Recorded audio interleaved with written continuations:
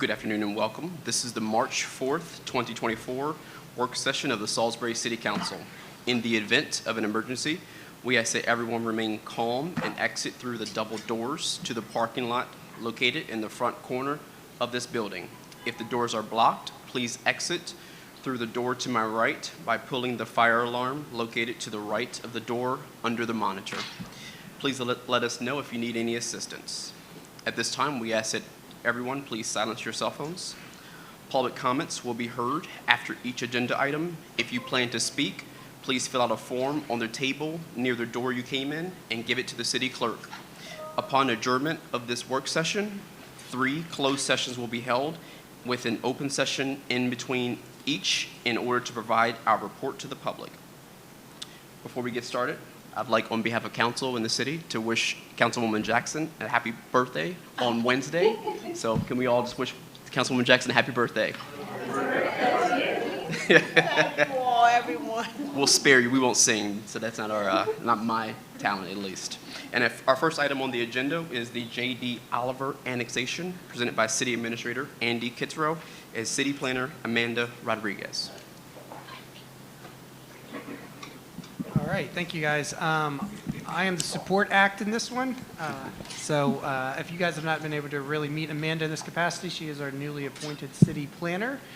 So we're excited that she's in this new position. I'm going to let her take the lead and provide support. But this is for the J.D. Oliver annexation. You have the details of the annexation in your packet. It is pretty straightforward.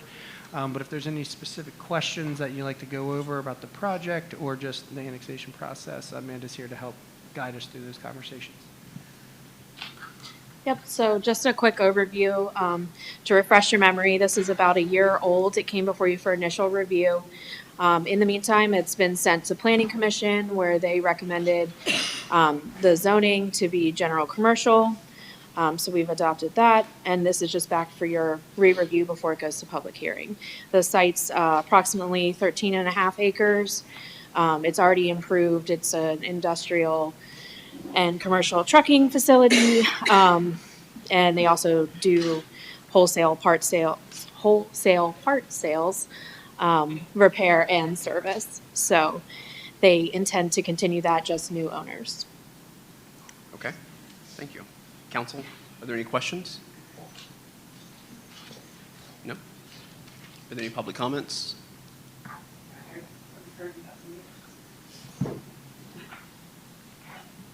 Okay, do we have consensus to move this forward to the legislative agenda? Yes. Make a comment? I really haven't heard enough to make a comment. No question. Do we have consensus to move this forward to the legislative agenda? Yes. Yes? Okay. Perfect. Thank you so much. Thank you. Thank you. All right, next up is the rear loader trash truck purchase discussion presented by Mayor Randy Taylor, Andy Kitzrow, and Field Operations Director Mike Dryden.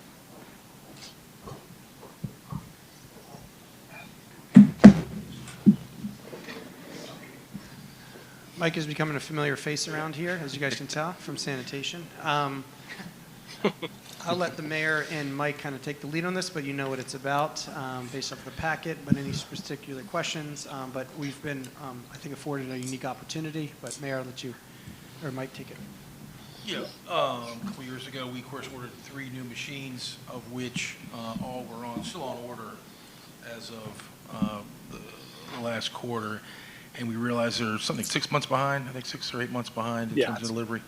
So when I became mayor, I decided, we got talking about it. And I said, you know what, why don't we just try and go find a finished product that we can buy and transport, so we're going to take, of the 3 existing commitments, which we've already made, I guess, in prior years, the first one, which was the rear loader, we're going to go ahead and substitute the one that they're talking about tonight, which is in the package.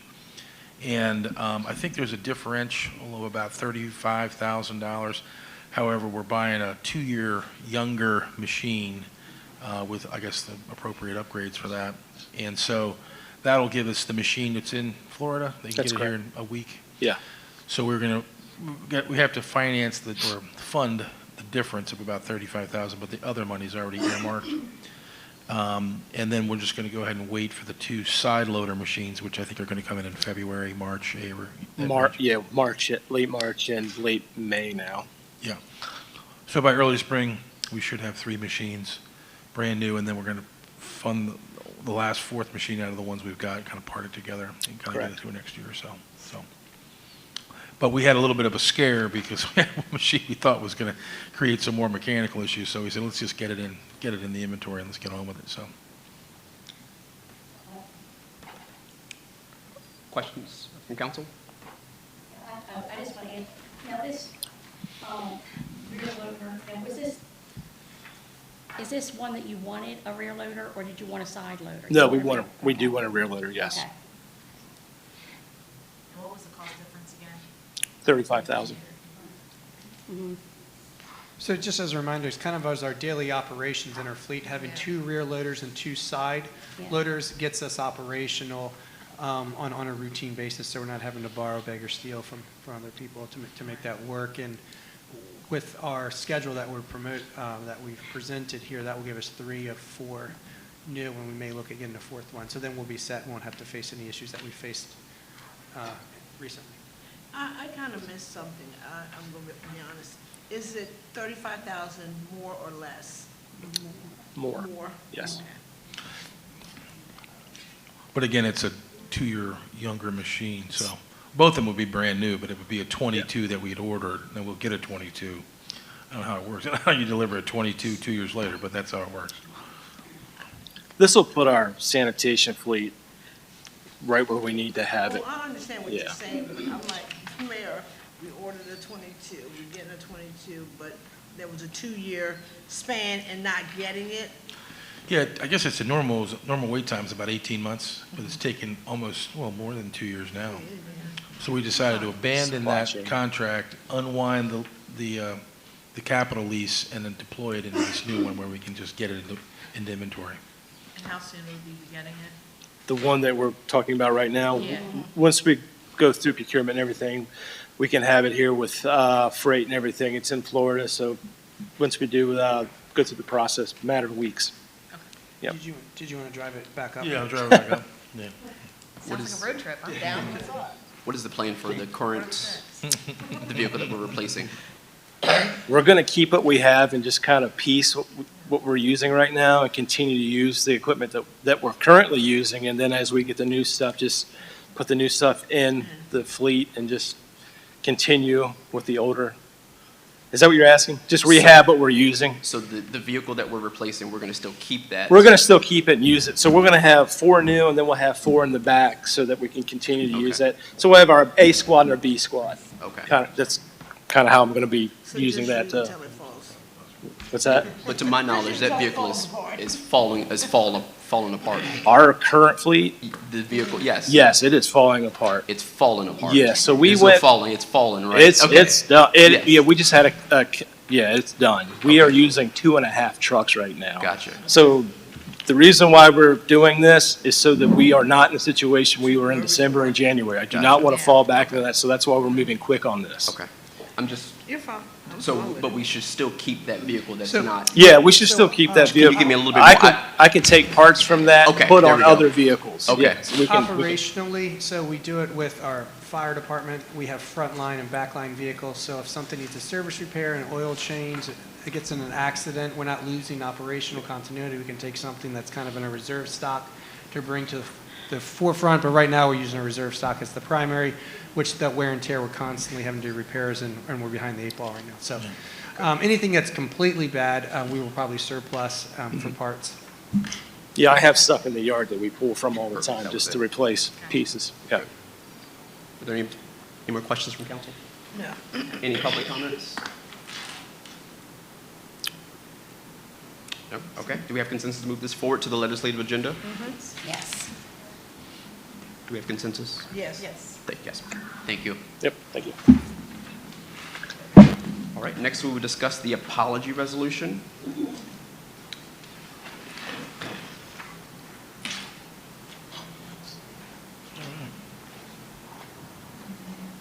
Looks like we have Ms. LaCole and Ms. Turner, good afternoon. Yes, I think on your agenda was Amber Green, our chair of the Truth Committee, but she was not able to be here this evening, so I'm Jessie Turner, staff liaison for that committee. And you all have the memo and the proposed resolution in your packet. But just to summarize, at a meeting a couple weeks ago, the Truth Committee reviewed and discussed the apology resolution, the most recent draft we received from the mayor. They voted on that 4-0 to move that on to work session, requested that it be here tonight. And so here we are to Can you say the Truth Committee? Truth Committee. Oh, 4-0. Mm-hmm. Oh, okay. On February 21st. And so we're just here this evening to present that to you. I want to introduce Kanisha LaCole. She is our newly elected vice chair of the Truth Committee. New to her role, new to the committee, actually, but very capable. And so if there's any questions, we will take those and then just ask this be moved forward to a legislative session. Thank you. Any questions from council? I have a question. How many actual members, voting members, are on the Truth Committee? Six. More than 4? There's 6 total. So how many vacancies you have? Several, maybe? A few? 7. 7. Wow. Okay. Okay. All right. So all 4 that were there were solid together? Yes. Okay.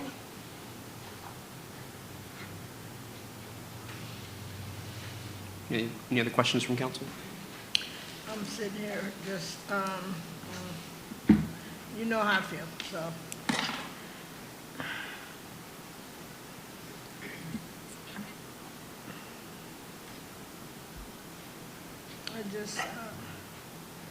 I thought the way it was presented before without some other litigation from our city attorney, was fine. And I think that right now, I'm not pleased with this. I'm gonna say I'm still not pleased.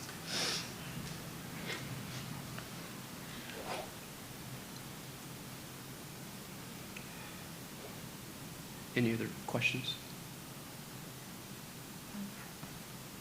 So, Mayor, have you gotten back to the Truth Committee and talked to them about this, about your presentation of it, and when that may happen, and?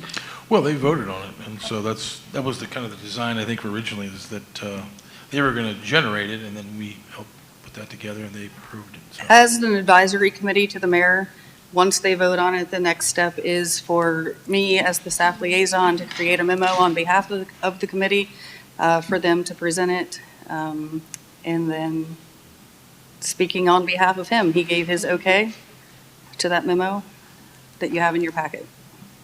Okay.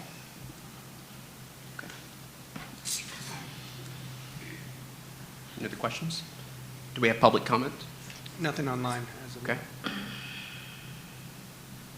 Okay. Do we have consensus to move this forward? Yes. Yes. No. With my yes, we have consensus to move this forward. Thank you so much. Thank you. Thank you. Yes.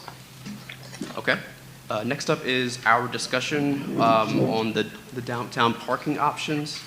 I brought this up after seeing a few people online and just, given our recent garage situation, just for us to communicate, and hopefully we can hear from admin just about what's going on with the parking, just to kind of get an update, just to field some questions. Sure. Okay. Just kind of an overview, since we do have a couple new council people. In our fee schedule that was adopted last year, there are different rate structures that exist. So we have general permit fees. So if someone is interested in renting or getting a permit in a different lot, there's a fee associated with that. If you are a nonprofit who is going to cover the cost of those parking permits, there's a nonprofit fee reduction that is 25% less than the current rate of that permit. And then we also have a bulk rate for student housing. So the Ross is the only entity that's taking advantage of that right now. It is set up that bulk means 30 or more permits, and then you would receive a rate of what is currently $35.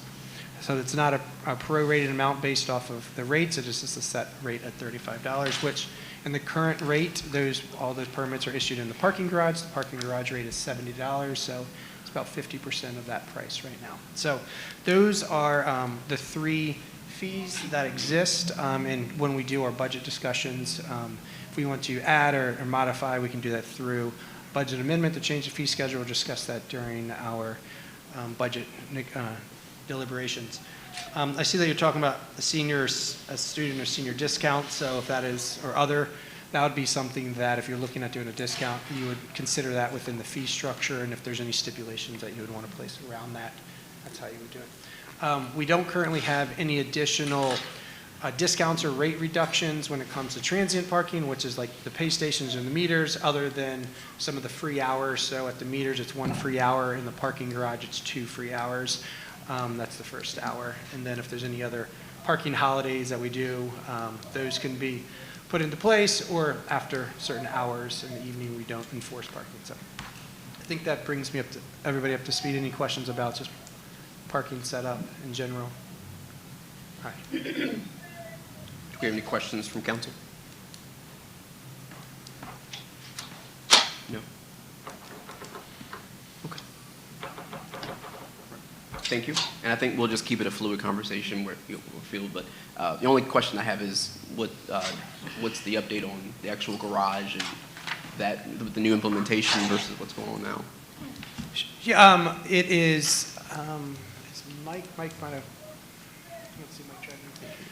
We are still in the active transition of moving to an automated parking garage, which you have seen or experienced, which will be attendant-less is the plan. We've had a couple hiccups as we're going through, getting some of the new software and some of the infrastructure put into place, but that is, our plan is to move to an automated system that will track and essentially follow the same hours that it's followed in the past, and the same fee structure.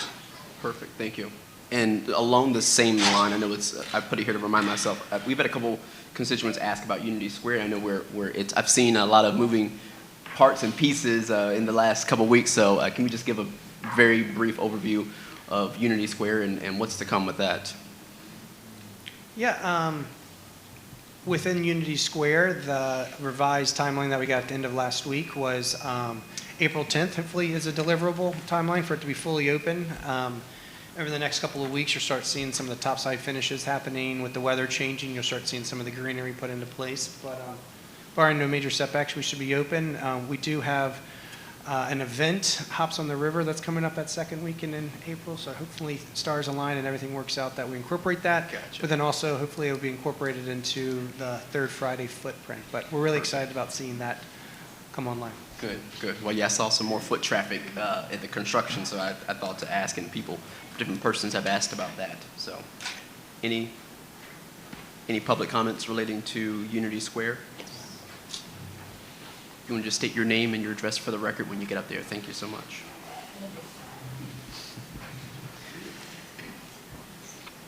I'm Mary Hubner, and I wanted to say something about parking first.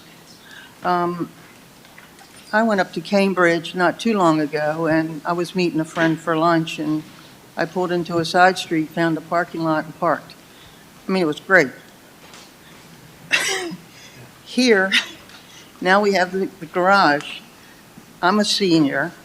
I'm not speaking for seniors, but in general, we don't really like parking garages. We don't feel safe in them. I don't really want to come down after dark and park in the garage. I'm just not happy with that. I'm a retired librarian, and when you take parking away from a library, it pretty much kills the library. Libraries are a cornerstone of our society, and to take parking away from the library for a park, which I'm confused because we have a lovely park less than a mile from here. It's a great, well, maybe it's a mile. I mean, it's a perfectly good park. And I've been volunteering at the library for a number of years now, and parked where I can, sometimes in the garage, and I come right out facing Unity Park to be. And I've been watching it for over a year. I don't know how long it's been now, but it seems, I would like to know. It seems like an awfully long time, and about 4 months ago, I thought, oh, good, they're almost finished, and then there are more piles of dirt. So I've got some questions about Unity Park. How much is it costing the city? Is it costing us a lot? Is it overrun? I don't know. I've not seen it in the paper, so I don't know if there are overruns because it's gone on so long. I suspect it has. I wish there were just parking lots. I guess, I'm sorry, I just love the parking lot next to the library. It was perfect, and like I said, taking a parking lot away from a library is really the death knell of a library, and it's what we need in the city. Thank you. Thank you. Thank you.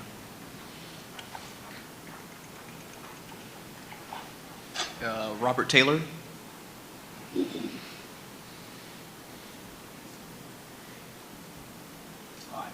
Close tonight. Got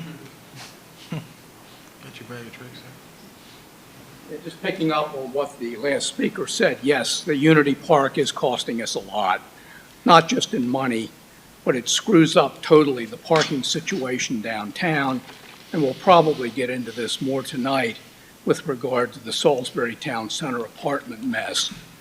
But that's not what I came to speak on. I was in court today on the Salisbury Town Center mess, incidentally, and went into the parking garage for the first time with this new system. And just a couple of questions. I'm, not the smartest tack in the room. I'm a lawyer. But I couldn't figure out, if you don't have a credit card, can you get out of there paying cash? It didn't seem to me that you could, number one. And second, for tonight, for example, if we leave after 6, do we have to pay to get out? And what I'm driving at is, will we now have to pay to come to city council meetings in the night? I mean, that seems absurd. You don't have to answer my questions now, but I think they're pertinent questions. And I mean, I've never seen a system where you had meter things like this where you couldn't pay by cash. But anyway, I haven't seen everything, that's for sure. Thank you. All right, seeing no other public comments, we will now receive an update on Salisbury Town Center. I'll ask Special Counsel Rena Patel and administration to join us. How would you? Yeah, as a general statement, I think everybody's pretty much aware that the proposal for 111 and 15 was denied back in, I guess, November 23, and was rescheduled. They scheduled an appeal, which actually was coincidentally today. So, and I guess I'll let Rena pick it up from here, but essentially, I guess that there was a motion to dismiss the appeal, which was granted. So the status of the case is it's denied, and it would be subject to another appeal, theoretically, in appellate court. So that's kind of the update relative to the project status, but Rena would have a better, probably, legal analysis of that situation, so. Certainly, I can kind of fill in the. Can you just move the mic? Thank you. Move it towards. Thank you. Yep, I can fill in as to what happened in court and kind of the legal position coming into the court hearing. So, if everyone recalls, the project was up to the Board of Appeals to increase the density to move the project forward as stated in the LDA. That the Board of Appeals denied the increase in density. Both developer and a group of interested persons filed separate appeals from that board's decision. Developer's appeal is to either reverse or remand the decision. By remand, I mean to send it back to the Board of Appeals for additional findings of fact. The interested persons appealed on a different issue, which is whether or not the Board of Appeals has the right to decide a density issue under the special exemption at all. The Board of Appeals did not in their decision, rule on whether or not we can do it by special exemption or variance, but nonetheless, those issues were raised in motions to dismiss and responses thereto. That motion to dismiss was being heard today at the circuit court before Judge Jackson. After hearing arguments from both sides, Judge Jackson dismissed the developer's appeal, essentially finding that our city code is preempted by state legislation. Now, a written order hasn't been issued yet. We'll have to see how that order is actually written. There are other projects, including one that was approved that very day, where a special exemption was granted under these circumstances. So that is the update. So as of right now, the density is denied. However, there are additional levels of appeal that either party could file. Okay. Council, any questions?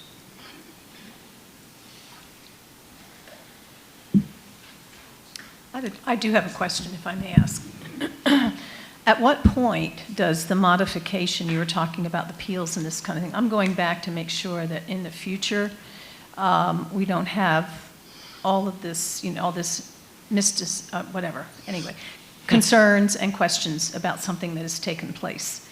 At what point do the modifications of the contract, that's constituted the original RFP, which was back in 2015, and then there was an amended and restated LDA in this past year. When would you have to come up with present another, I guess an original RFD that would state all the new changes and everything that has been made that would be sent back for approval? Let me make sure that I'm understanding your question, Councilwoman.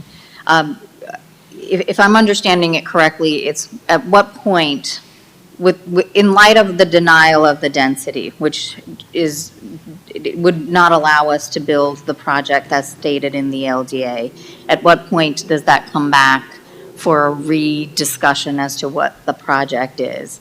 I think at this particular point, and I'll recap the land, at this particular point, there's still appeals pending. And so there's a lot that's up in the air with respect to that issue, and whether or not there would be a rediscussion about what the project is and what it's going to be. I'd bear in mind also that any project that gets built is going to have to go through the normal processes of site plan approval, permit approval, right, all of steps that those are things. required. Correct. When can we expect the appeals process to continue, or When does it end? When does it end? When does it end? It's hard to say. We're at the mercy of courts and court schedules. I would anticipate the next level of appeals would usually takes maybe about 14 months. And even with a favorable result, it's conceivable that this other interested party could appeal that decision, which could take longer. Am I wrong? I believe that's correct. Okay. Yeah. Okay, okay. Councilwoman Jackson, did you Go ahead, have? go ahead. Okay. Go ahead. You sure? Okay. I'm fine. A couple things. So I understand that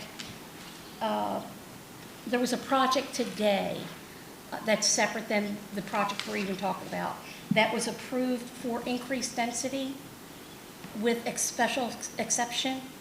Is that correct?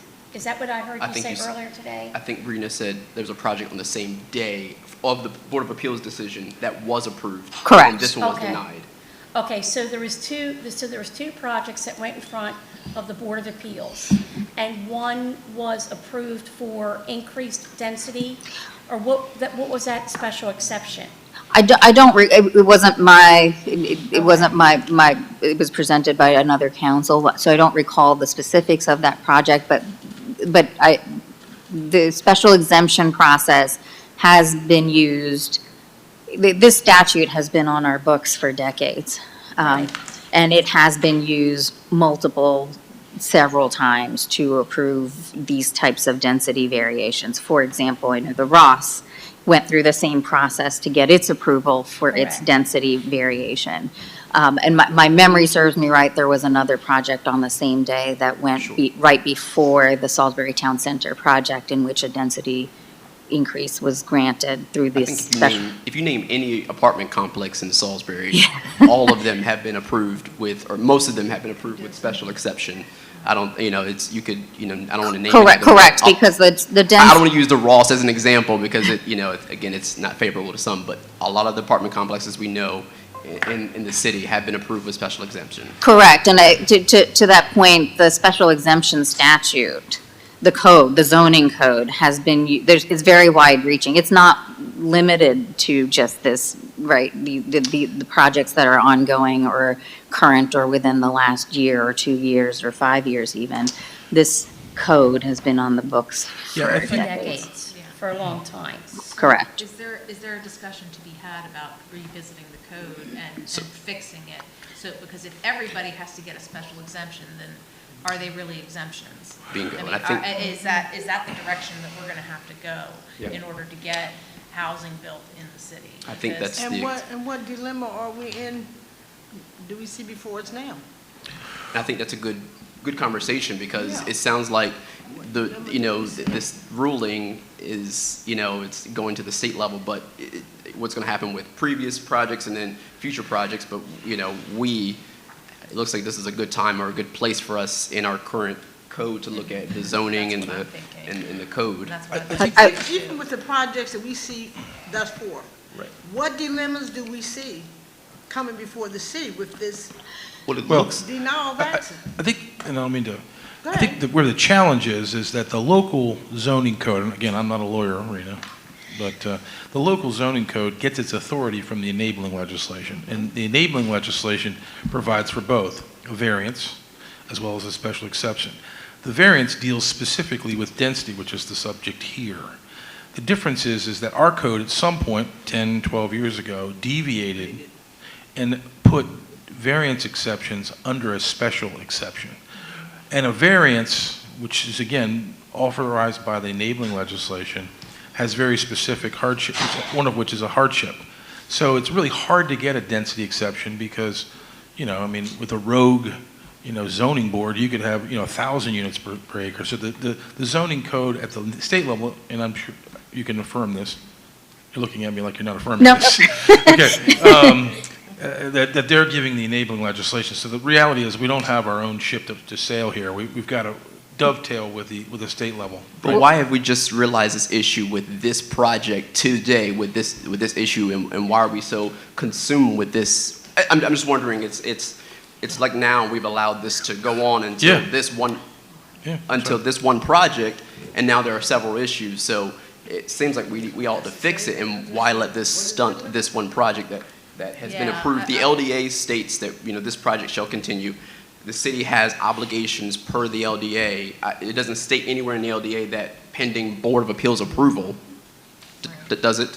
No, but the project still has to run its normal course through. Sure, but if we are to assume that, if council's to assume that when we get a project here, we should say, yes, we approve this project pending A through Z, but if A through Z doesn't work in its processes, then I see no reason for us to approve or disapprove projects.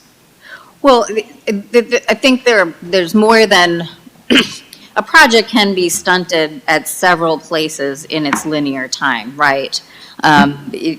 You could run into water sewer problems, you can hit a pipe, you could hit some kind of environmental hazard along the way. There's a lot of different places.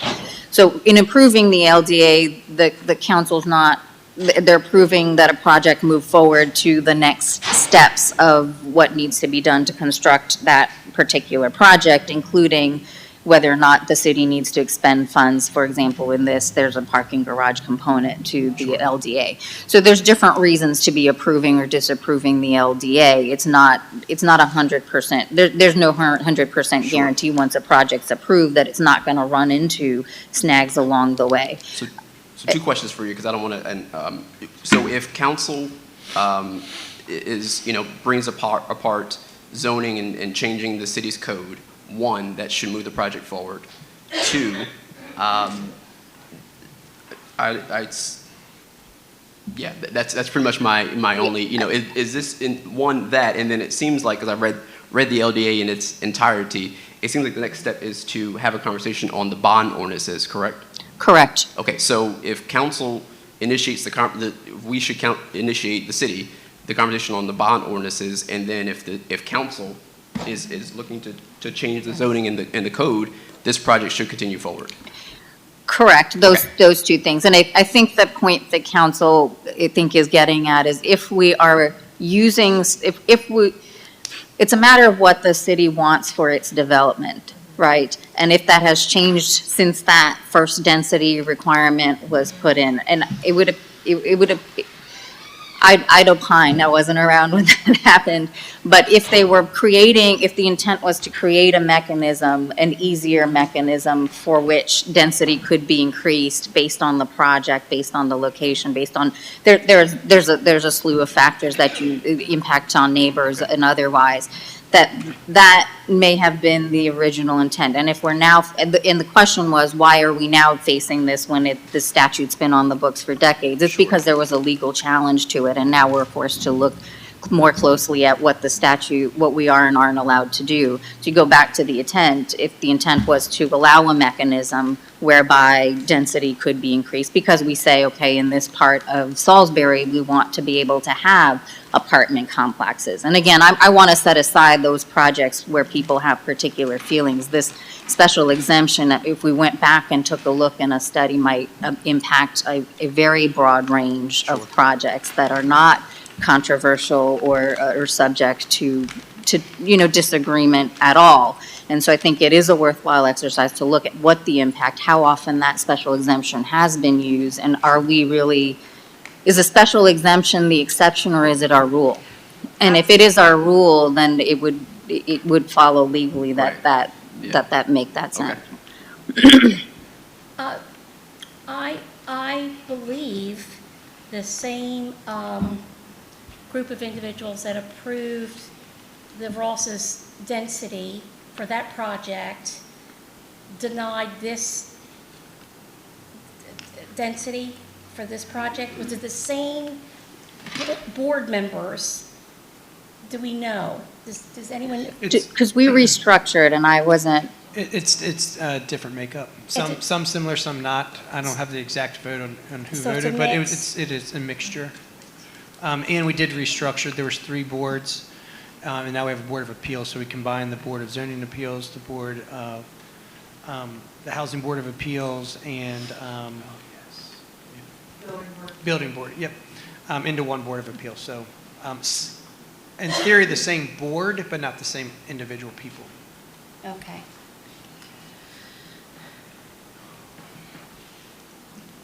Seeing no other questions from council, we do have a couple public comments. Lisa Gingrich.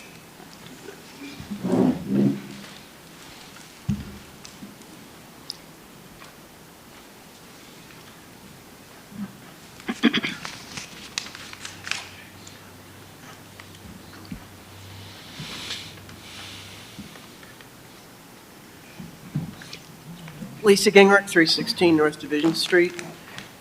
Seems to me that possibly the whole system might need to be looked at again, especially in regards to transparency. I sent an email earlier today to the City Council and questioning the transparency. Why aren't they releasing the minutes from a meeting where this really got going? From June of 2023. It was a meeting including the developer and a closed meeting, which the State Board of Open Meetings issued an opinion that said that wasn't right. So, again, this has been problematic from the beginning. A lot of it is public input. When you talk about why don't we just rubber stamp from A to Z, there's other processes are built in for a reason, checks and balances. so that city council doesn't get to sit here and say, we want X project.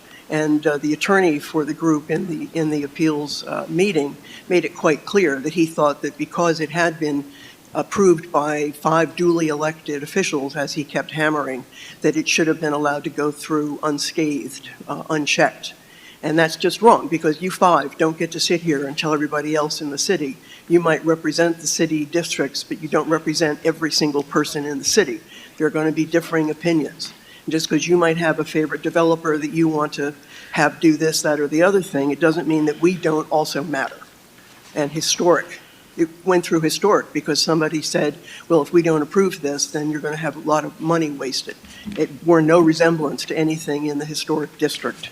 It's like, let's look at the entire process of how this is done. You know, for everything from selling lots for less money than what they've been appraised at, all the way up to density. And everybody be honest. Say what, okay, I have an interest in having higher density downtown, and this is why.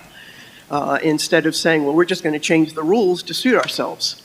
And believe that you said, Attorney Patel, about, a rogue board could then just do whatever they wanted to do. So again, it's like, let's make sure everybody matters in this, not just 5 people sitting here. And it just adds to the perception that the people of Salisbury don't matter to the people who are supposed to represent all of them, not just a few of them.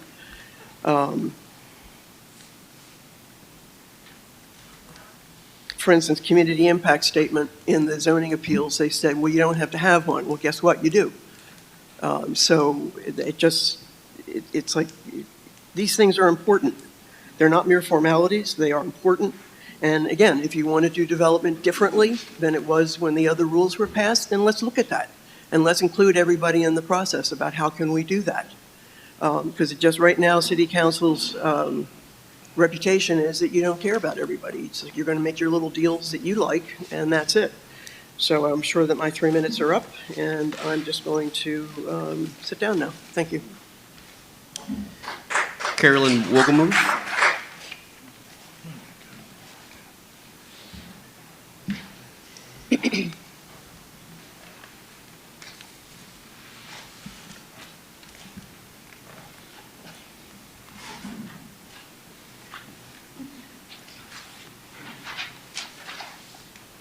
My name is Carolyn Wogelmuth. I'm a city resident. I sent the city council and the mayor an email this weekend, but since I had no acknowledgement of that email, I'm going to basically read it to you. On July 4th, I joined 17 other city residents to file a complaint under the Maryland Open Meetings Act regarding the closed meeting held by the Salisbury City Council on June 20th, 2023, to discuss a contract by which the city agreed to sell public parking lots for development. On September 11th, 2023, the Open Meetings Compliance Board concluded that the council violated the act when it closed a meeting to the public under the legal advice exception of Section 305B7, but then engaged in closed session discussions that exceeded the bounds of that exception. I've repeatedly come to the council and requested that the minutes of the June 20th, 23 meeting be made public. To date, my requests have neither been acknowledged nor addressed publicly. In the interest of transparency, I again call on you to release the minutes. All it takes is a majority vote of this council to do so. This can easily be accomplished tonight. I don't understand what you're waiting for. I mean, you see the effects of not being transparent with the public. The public is upset. The public is going to go after things in a legal way. And this morning, we proved that the public doesn't really want this and it's not legal. So what are you waiting for? Why will you not be forthcoming and open? It's all about transparency or the lack thereof. Thank you. Robert Taylor.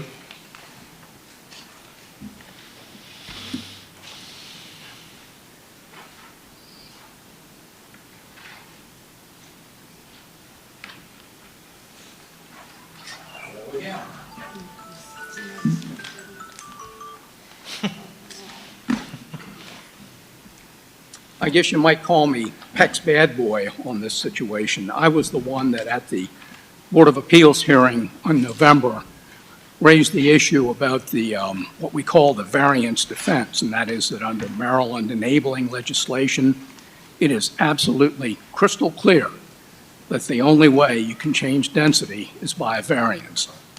Now, I pointed that out. The attorney, and I'm not going to name names, who was there for the board at the time, poo-pooed it. They went ahead and, in any event, denied the application. So they made the right decision, and I could possibly say it's sometimes a law school expression, the right decision for the wrong reason. They should have just simply thrown the case out at the get-go, because under Maryland law, you can't get a special exception to change density. Period. There's no question about it.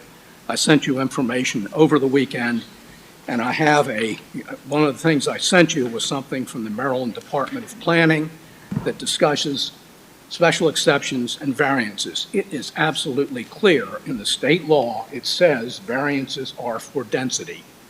Now, the argument was made today by Mr. Gillis's attorney or the developer's attorney that, oh, well, that doesn't preclude you from doing the special exception. Well, legal analysis doesn't work that way, folks. And that is just simply a bogus argument, and that's what the judge saw. But anyway, a couple things I want to get onto. The argument was just made, or the suggestion was just made, and it's been made many times over the past few months, including by me, that the minutes from that closed session you had back in June, that was when you approved what I call the deal with the developer, land disposition agreement. That closed session minutes, which have been declared to be an illegal meeting, incidentally, by the board, compliance board, as was pointed out, let's make those public. What is being hidden here? Why shouldn't the public know the whole story? Now, the other point that's worth making is that almost everybody that I've talked to, and I believe only the developer, is the only people in Salisbury who really want this. Everybody I've talked to, when you explain to them what's going to happen to this parking lot, and then when you explain to them about all the other lots, what's happening, they say, somebody must be smoking something. And I mean, it's, unfortunately for the Salisbury Town Center and the lots on this side, the park has really screwed things up, as I say. If that parking had not been destroyed, there might be some way to work something out and to have at least some apartments there. But that's taken a lot of the parking away, and incidentally, it happens to be the prime parking. I guess I can't go on, but I've sent you stuff, and I will send you on how the code needs to be changed to keep this from happening again, because that's the problem. It's what the code reads. The city code is not in compliance with Maryland law. Thank you. Thank you. Mary Huebner? Okay, you don't need to, okay, gotcha. And John Woolgum.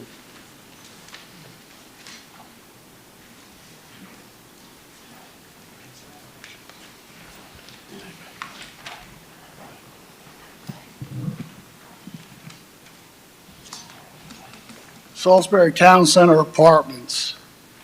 This project continues to fail to address many of the community and city issues that were even in the preliminary plan. High apartment density only exacerbates the effects of a poorly planned project. Too many apartment units upsets the balance to the district, the CBD, instead of benefiting it. Detailed assessment of current and future effects on the citizens and business communities, both inside and outside of the city, was not done. There was not a community impact study. It was just waived, and those issues still exist. As proposed, this project has no return on investments to the city for what the city will have to pay if this is constructed. We will be held up for excessive costs to provide a wide range of city services, such as expanded police force, fire protection, increased landfill capacity, other services, and new and unbudgeted infrastructure and new interfaces that would be required to integrate with this project, as well as increases in needed city personnel.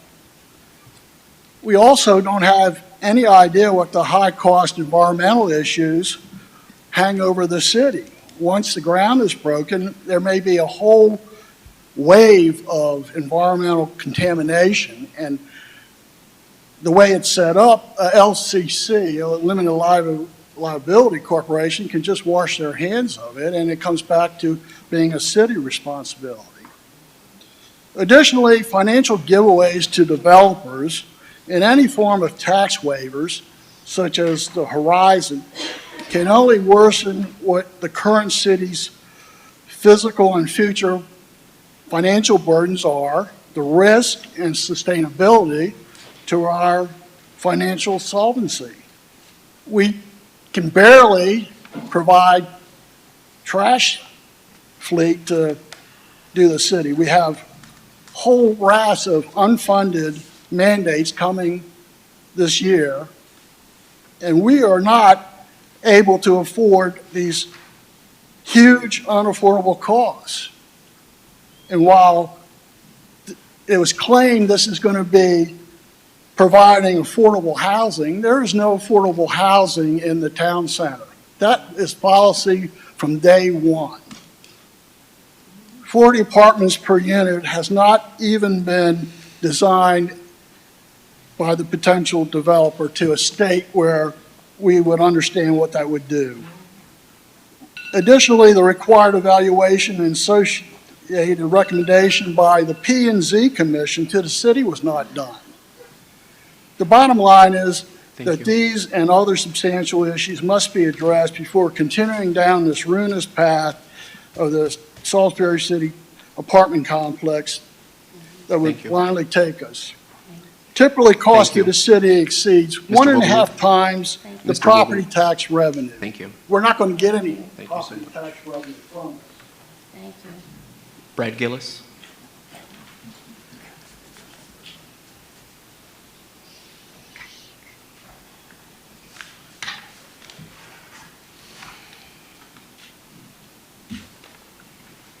No, sir.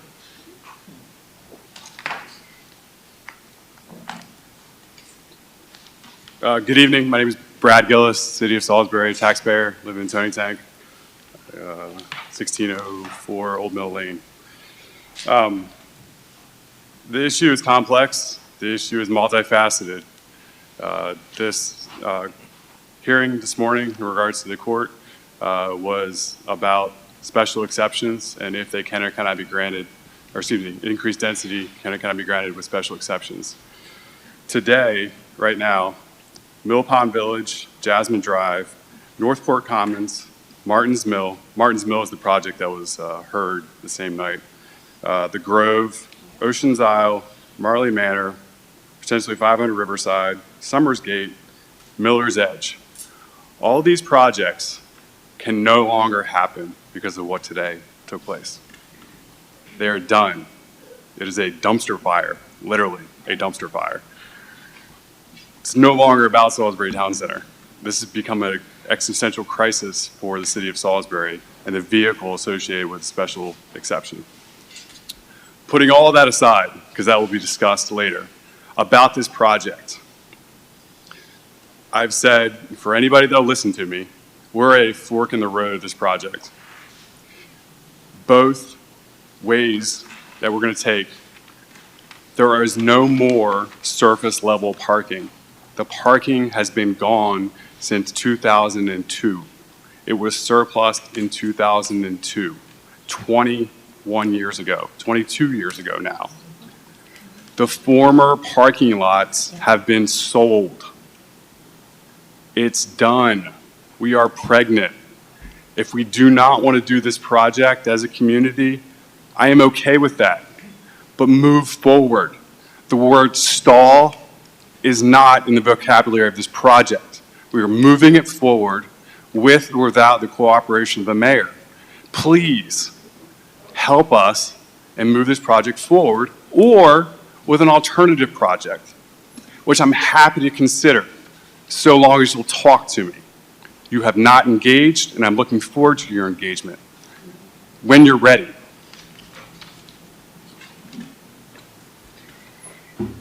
One of the reasons that we're here today is that I brought notice to the city of Salisbury on February 9th that we're going to move forward with our project. We had received a demo permit. We're going to close the parking lots. I've resorted to acting like a toddler because of the city of Salisbury, specifically the mayor, has not engaged with me. And it's time for engagement. And I look forward to your engagement promptly.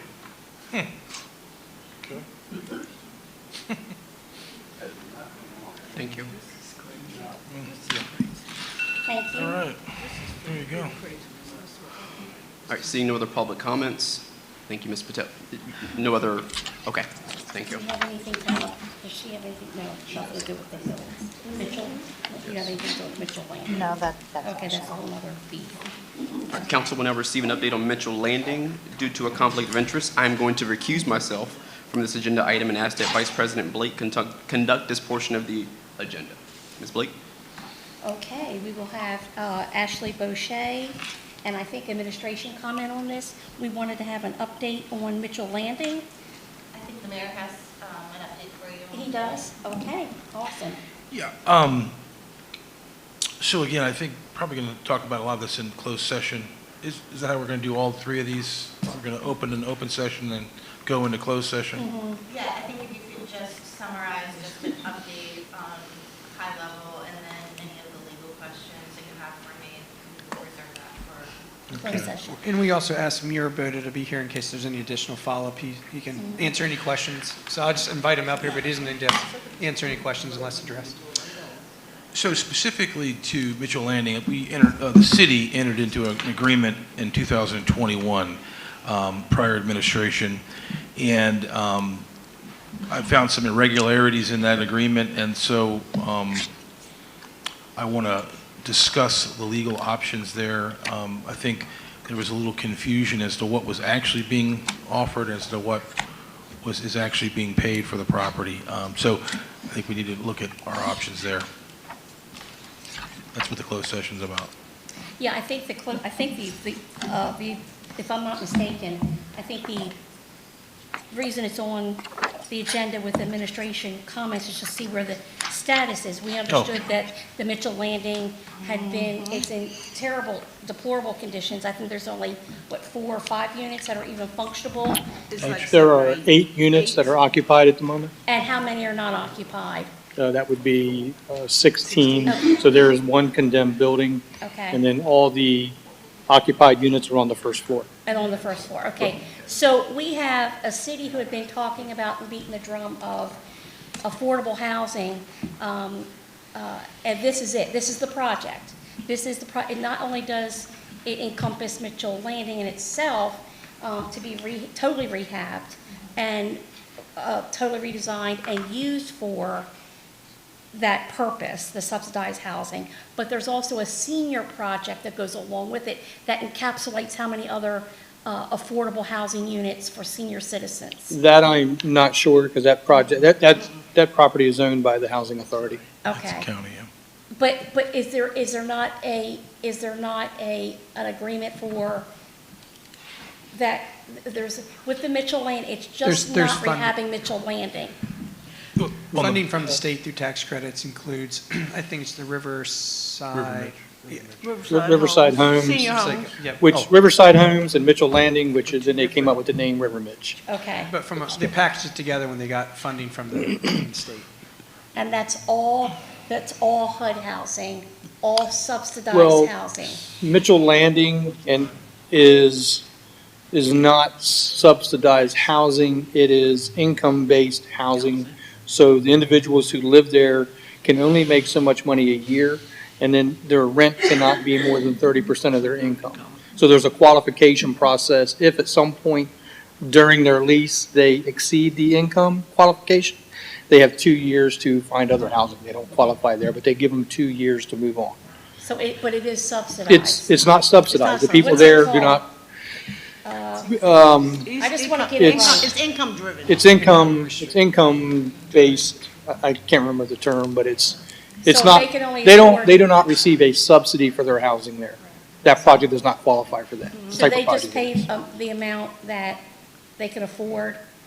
And Correct, but based then- on their incomes. But then the state doesn't provide any other, so they just pay what they could afford out of the income that they make? Correct. Okay, fine. So all of those properties, all of those units will be returned to that model, correct? It depends on what agreement the housing authority has with the state, because at the end of the day, the housing authority will own that, the city would not. I don't know what that agreement is between the housing authority and the state. But What the- with Mitchell Landing specifically, it will remain what is deemed an affordable housing Affordable complex, housing. which would be income-driven or income-restrictive housing, which means you'll have to be below a threshold to be able to reside there. You have to rent there. So yeah, the same nature, the same spirit that it currently exists will continue in that same capacity. And do we know if that will also be the same spirit with the senior housing? Because there's a piece that's a combination here, and I'm also worried about being very mindful of the. Well, the housing authority senior- has that senior home, so that will be based upon their income. Okay. I do know It's that the much. same type. Mitchell Pond is actually income driven, like Mayor said. It has a set income base, like yearly, according to the family size and according to how much money they make. Okay. It's not anything that's subsidized. But the thing that really upsets me about this is, this place should have never gotten this condition. Anyway, it should have never been to this point. I'm so discouraged, and I'm gonna say this, with developers coming in our cities or whatever, and we're not holding them accountable for their developments. The city, and anybody can get upset with me, I don't care, I'm gonna say it. We should have taken better care of our property. That was city property, and I hold the city accountable for that, because that property should have been maintained much better. When I spoke about it, it was said to me, nothing to do with you, Mayor, it was said to me that, well, we shouldn't own property. Well, whether we should or shouldn't, that property should have been maintained better than it has been. It's a mess over there, and I mean, some of those people are still living in deplorable conditions simply because they can't find anywhere else to live. On that note, the people who are residing there now, will they be given an option to remain? Yes. Yeah. Or They would have the option of the when? first right of return once it's complete. Okay. As long as they But have qualify. to- But they have to comply to what Mhm. the rules are Right. when it comes to re-enrolling or reapplying for those apartments. They have to go by those guidelines. If they don't set those guidelines, then they'll have to find somewhere else to stay. Right. If they don't meet them. So the city has sold this property. So there's And- there's an existing contract. There's an existing contract, so has it been sold? No. Okay, so it's not been sold. I understood it was sold. It's not sold, okay? But we have a contract. Yes. Okay, is there anything on the city's part that we've not held up on that contract in order to get this whole thing moving forward, to rehab these homes, these units, and to get these affordable housing options back to our residents? No. I mean, There's one issue relative to the deposits, which I think that'll be up again, we'll talk about as a part of the legal matter, but Okay. those are the reserves that are supposed to go with the project, as was part of the agreement. But that's not really at play. I think everybody wants to see it return to affordable housing as quickly as it possibly can, with somebody owning it, not the city. But given the contract, all I'm saying is that we've misunderstood, I think, what's being considered here as its purchase price, so that's what I want to get into. I can say one thing, Mayor, I applaud you for the steps that you've taken to keep those people there. Now, I will give a person their props whenever they do, but you have done a remarkable job of keeping those people there, because you could have actually just told everybody, because of some of the conditions of those apartments, they could have been made to move. But most of the ones that have stayed there, their apartments are still in good condition because of the upkeep of themselves. I think Thursday, Mira and I are actually going to go over and look at it. And I guess the state's coming on the 15th or something. 19th. 19th, okay. So I want to go there in advance. Are there any other questions or comments from the council at this time? No. Are there any public comments? I don't see any public comments from the, okay. Vaughn, you have public comments? Thank you.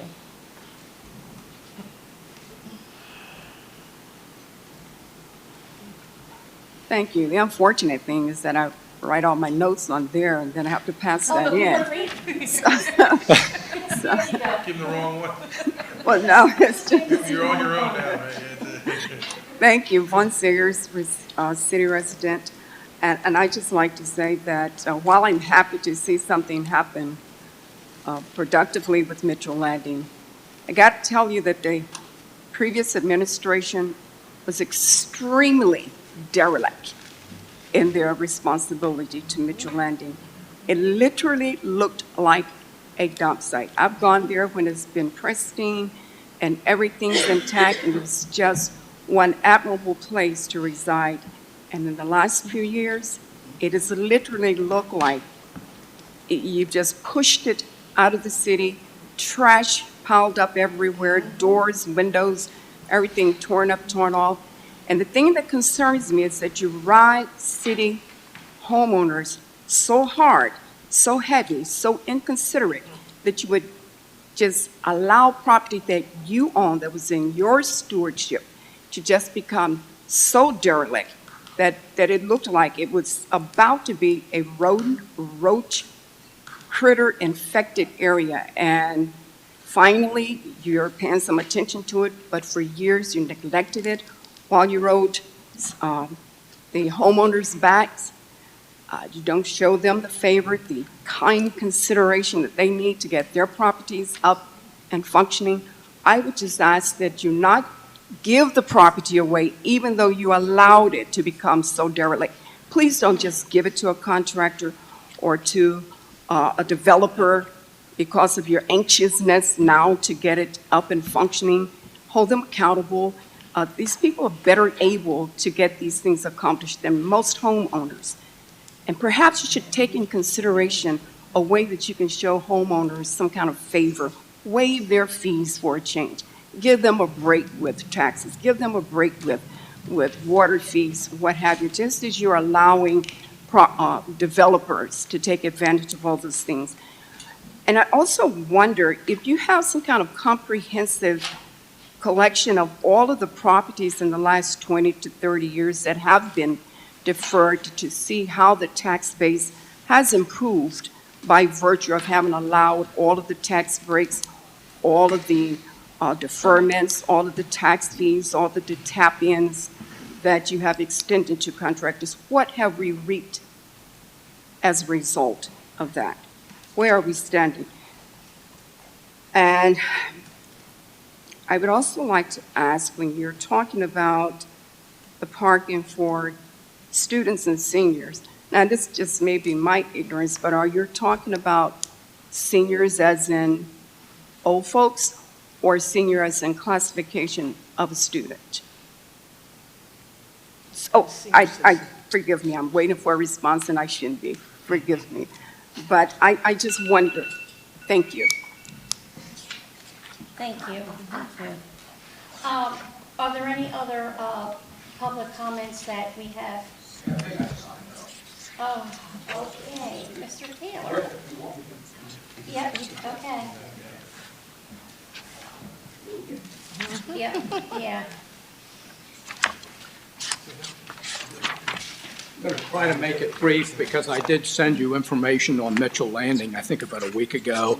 When I saw what was the contract, I kind of got interested because I had heard beating around the bush that the city was not going to get any money to speak of at the settlement of the contract of sale.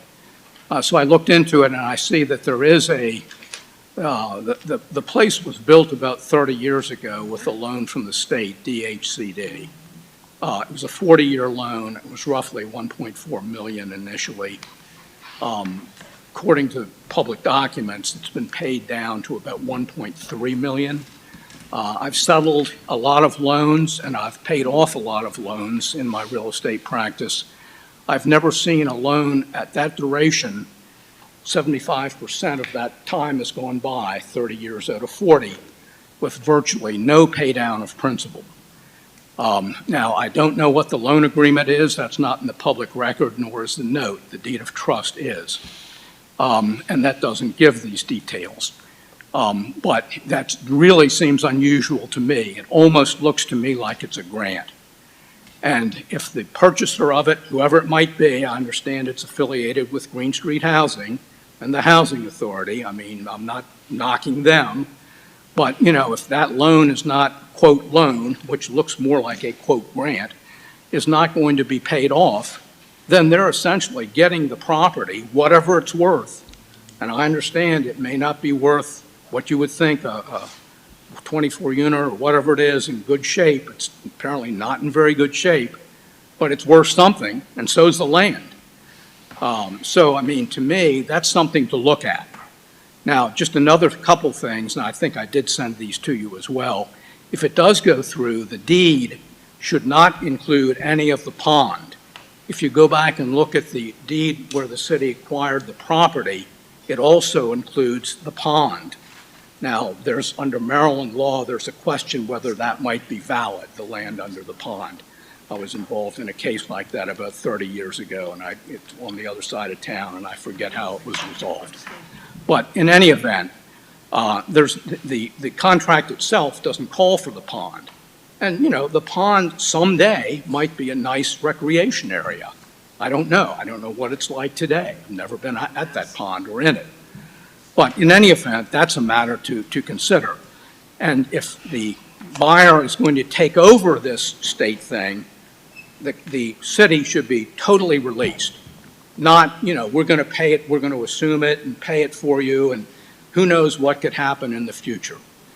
And when people deal in deals like this in the private sector, and somebody's buying property subject to an existing loan, you get a full release if you can possibly do it, and it makes a lot of sense to do that. Thank you. Thank you. Are there any other public comments before we move on this evening? What is it? Do they do follow-up? No. The consensus is no. You had 4 minutes. The consensus is no from the council. Anything else? President Dowdy, did you want to take the meeting back over, considering moving into a different area, closing it with, I guess, administration and council comments? Thank you, Mr. Boda. Thank you. All right, so move on to administration and council comments.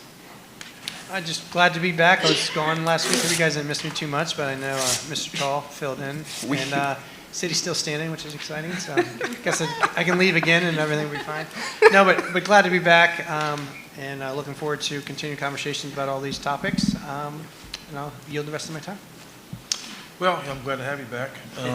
So, yeah, tonight is a long agenda. I won't spend much time, but I do want to make one comment relative to Mr. Gillis. I am trying to do my job. That's what I'm here for. And I know we're not exactly seeing eye to eye right now, but I came here to do this job, and I am going to do this job. So that's, I'm not I'm not shying away from what we've got to go on here, but so I just want to make that comment, so.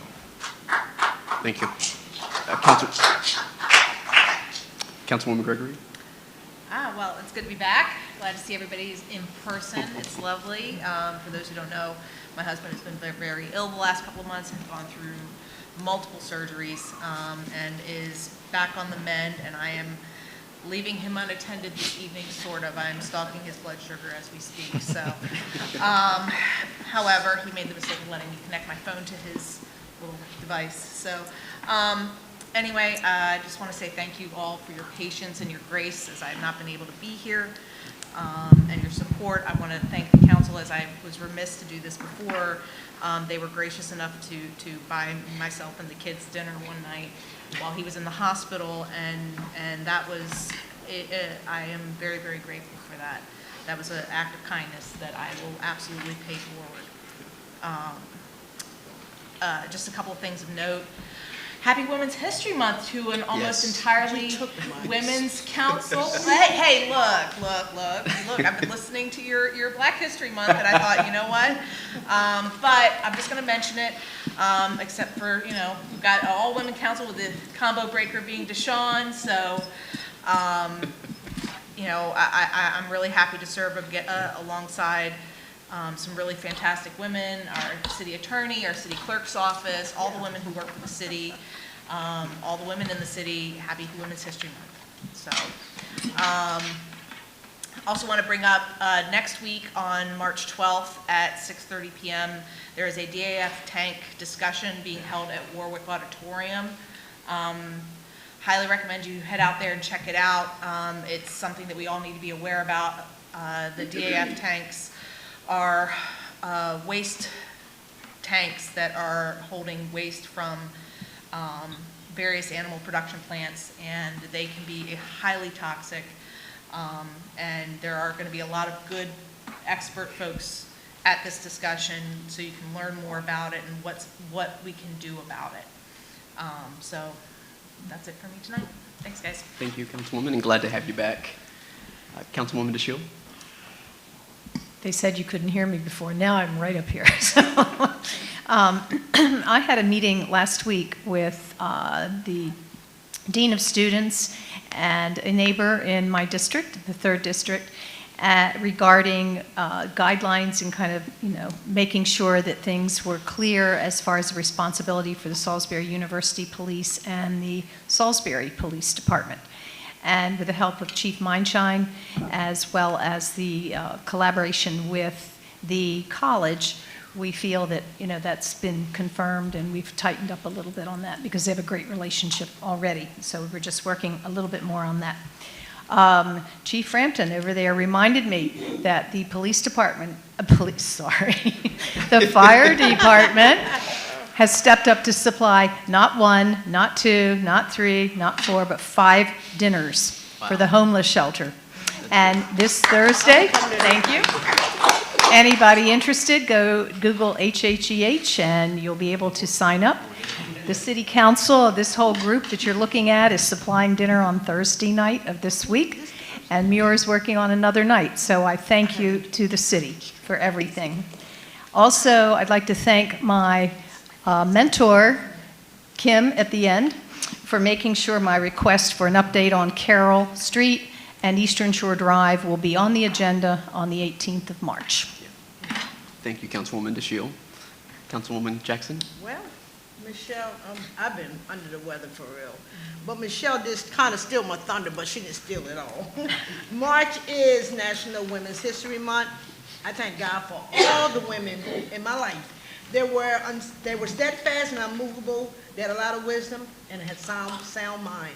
So I say to all women across this nation, continue to move forward, stand firm, be diligent, love yourself. We are important to this world, and we are. And I'd like to thank you all for wishing me a happy birthday. I'll be 66 Wednesday. Thank God. I'm glad I'm here because I've been racked in pain with lupus, so just continue to keep me lifted. Thank you, Councilwoman Jackson, and hope you feel better. Council Vice President? Just as always, just quick and simple. If you're healthy enough, please, please donate blood. Our area just is critically low, and please, please make that appointment. Thank you. Yes. Well, this has been I appreciate all the public input as always. I love hearing your input, and I think at the end of the day, others have shared that we all have a vision for Salisbury, and I'm excited for at the end of all of this, when all this is over, that we all have a vision that we can agree to that is greater good for our residents and for our people here. This Wednesday is, I mentioned it before, but this Wednesday is the Bayside, the final or something for Y High girls. So I'll be going. I feel like I'm a part of the team now. I've been to all the games, but I'm excited for my cousin who is on the team, Selah Foreman, and she will on Wednesday get her 1,000 points as a sophomore. So I'm incredibly proud of her and for the things that the Y High girls team is doing. And AY High as I believe blue and gold, so I'll be to that. I had the pleasure of this weekend going to Atlanta and celebrating my nephew's 2nd birthday. And so if you follow me on social media, you'll see his picture tomorrow. And so that was, I was filled with joy. So I have to say happy birthday, Mr. Kyrie Dowdy, all the way in Atlanta, Georgia. You are 2, and that is the joy of my life right there. So took some break from some business, and on the way there and back, I had the pleasure of reading all the LDAs and all the city council things, so that kept me busy. And that is it. So seeing no other comments, questions, or concerned, sir? Oh, yes, of course. I would like to speak for myself, and I think for the council as well. Thank you, Carolyn, Bob, Lisa, John, anyone else. When you do send that information, it is of value to us, even though we may not be responding to every single email regarding what you send. Thank you. Yeah. And again, I know it's been mentioned before, but again, I was going to say happy Women's History Month to the other ladies on the council, and you all keep me straight, definitely. And yes, you all. So, but I have the immense pleasure to serve with you all. And of course, the city clerk's office, you all are fantastic, and they do all the work behind the scenes. And of course, our city attorney, so thank you all. And with that, this meeting is now adjourned.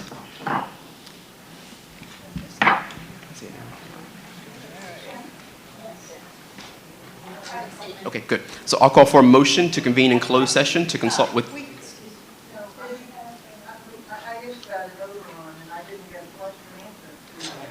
We don't answer the questions. Oh, well, now I know that.